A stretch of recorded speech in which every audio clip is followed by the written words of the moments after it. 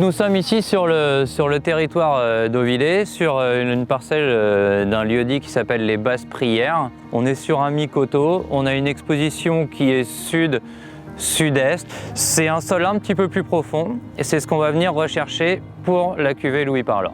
Donc cette cuvée Louis Parlor, elle a été faite en l'honneur du grand-père de ma femme par ma femme quand elle est revenue travailler en 2002. Quand elle est arrivée, elle en a parlé à son papa qui lui a tout de suite accepté et qui lui a dit tu fais le vin que tu veux en choisissant les vignes que tu veux.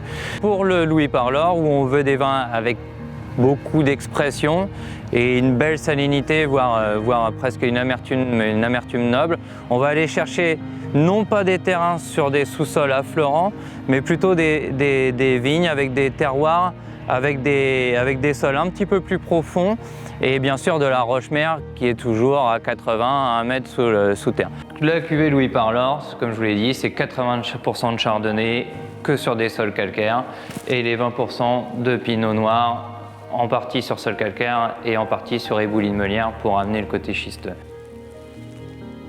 Le nez, on est déjà sur quelque chose de gourmand. On a déjà une belle évolution, on est sur 2011. On va avoir un côté déjà un petit peu brioché, un petit peu de pain qui lève, d'odeur de boulangerie. On sent qu'il y a une grosse maturité malgré tout parce que le fruit derrière est quand même mûr. On est quand même déjà sur des fruits ronds, sur des fruits un petit peu compotés. Donc sur cette bouteille-là, on va chercher beaucoup de richesse et derrière, on va aller chercher de la minéralité. L'attaque de bouche est très ciselée.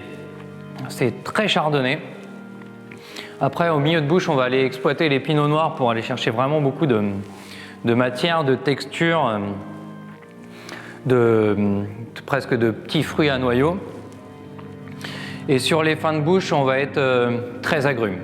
Et là, on reconnaît bien le chardonnay d'Auvillers qui est capable de prendre de la matière en milieu, qui vient bien complémenter le pinot noir, qui va bien venir se charpenter parce qu'il a pris beaucoup de soleil.